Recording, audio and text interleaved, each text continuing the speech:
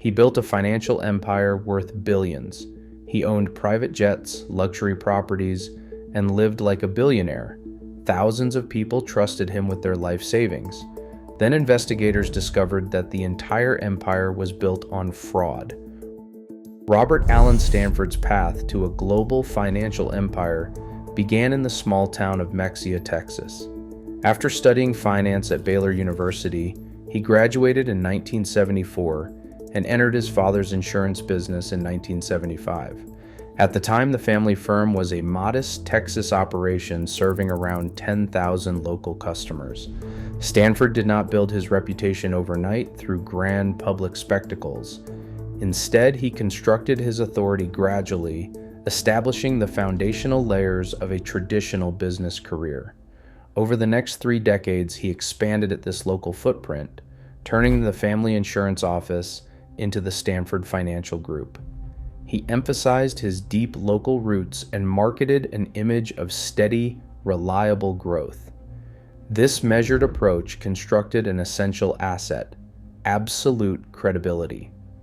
To outside observers and potential clients, Stanford was not a flashy speculator, but a disciplined businessman running an established institution. This biography served as the bedrock for everything that followed, convincing people that his wealth was the natural result of decades of disciplined financial management. To turn credibility into massive cash flows, Stanford introduced a seemingly simple product: the certificate of deposit. Normally, a CD is a straightforward, low-risk banking tool where an investor locks away cash for a set period in exchange for a small, guaranteed interest payment. But Stanford's version was different. It was issued by Stanford International Bank, an offshore entity based on the Caribbean island of Antigua.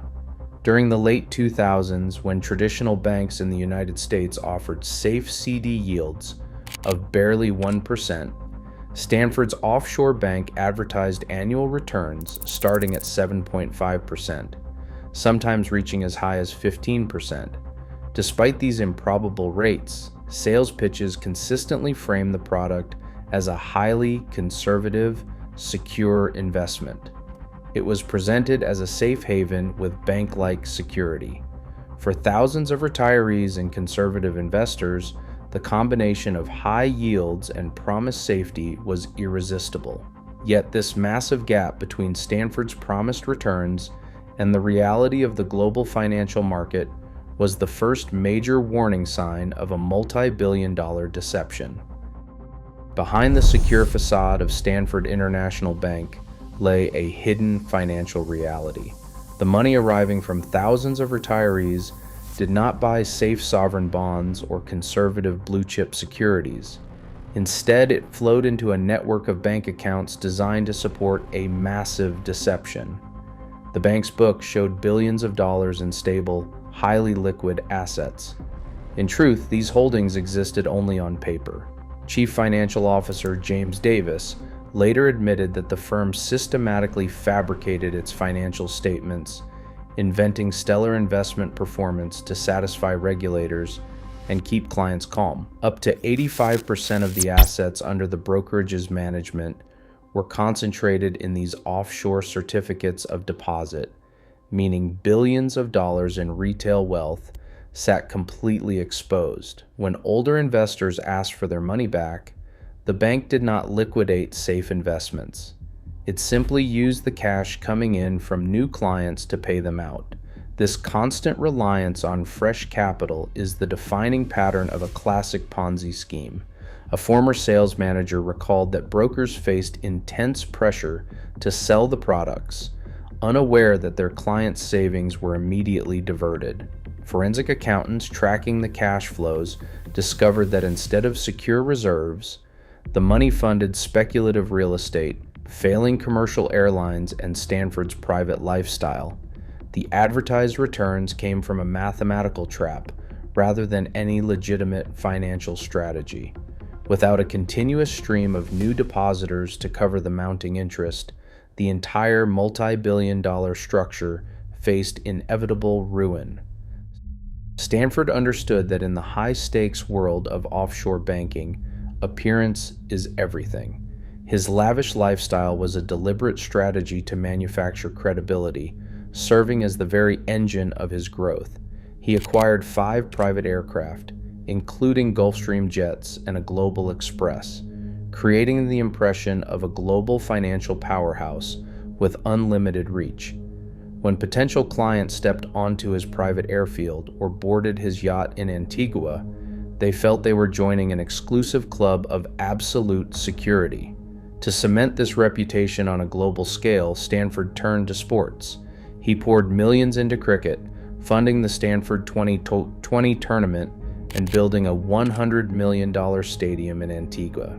In 2008, he flew a helicopter onto the historic Lord's Cricket Ground in London, wheeling out a glass briefcase containing $20 million in cash for a winner-takes-all match. The English cricket establishment embraced him, providing a level of cultural legitimacy that traditional marketing could never buy.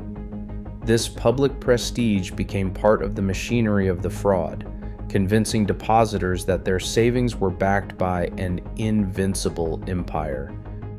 The Securities and Exchange Commission quietly began investigating Stanford's empire as early as 2005, sending questionnaires to investors to verify the unusual certificate of deposit yields.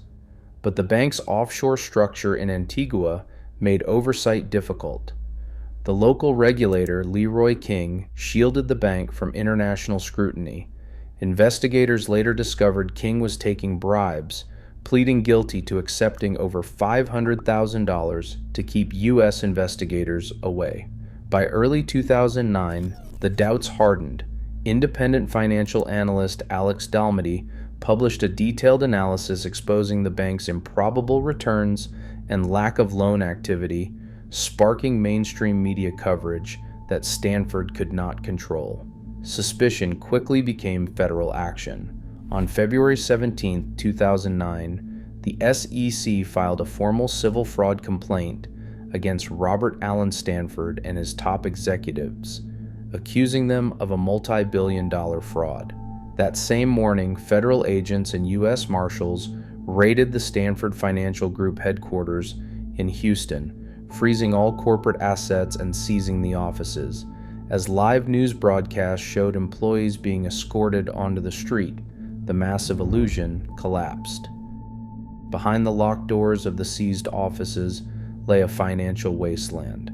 The collapse of the Stanford Financial Group brought immediate, irreversible ruin to roughly 28,000 certificate of deposit investors across the globe.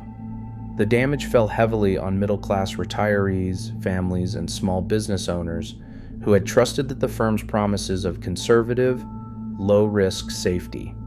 Among them was Angela Shaw, a Dallas public relations executive. On January 31, 2008, 3 generations of her family invested $4.5 million. The entire proceeds from the sale of a manufacturing business they had spent decades building. In a single morning, their life savings vanished. Shaw, who later founded the Stanford Victims Coalition, testified that the fraud had stolen their lives as they knew them, stripping away their financial security and their peace of mind. For these depositors, the scale of the betrayal unfolded in agonizing detail. Forensic accountants quickly confirmed that $7 billion in retail wealth had simply disappeared, spent on speculative real estate, failing airlines, and Stanford's personal luxuries. Although a court-appointed receiver immediately began tracking the remaining money, the early recovery process offered little relief. Corporate funds were frozen and administrative fees consumed the vast majority of the initial seized assets. This left thousands of families with the grim reality of receiving less than a single cent on the dollar. The secure offshore haven had completely evaporated, leaving a trail of broken retirements and ruined lives. Today, the temptation to mistake wealth for worth remains our greatest vulnerability.